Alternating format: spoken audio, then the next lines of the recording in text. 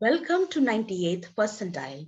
Today we are going to do Math Kangaroo 2012 5 and 6 question number 23. So in the question it says a square piece of paper of area 64 centimeters square is folded twice as shown in the figure.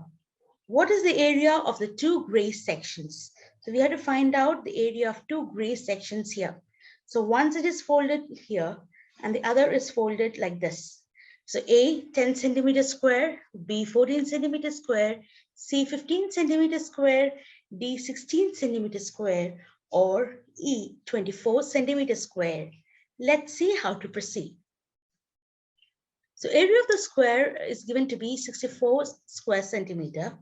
Side of the square hence becomes 8 centimeter. That is side into side equal to the area. So side becomes 8 centimeter. So area of the first triangle becomes half into base into height, which is equals to half into 8 into 4, which is 16 square centimeter.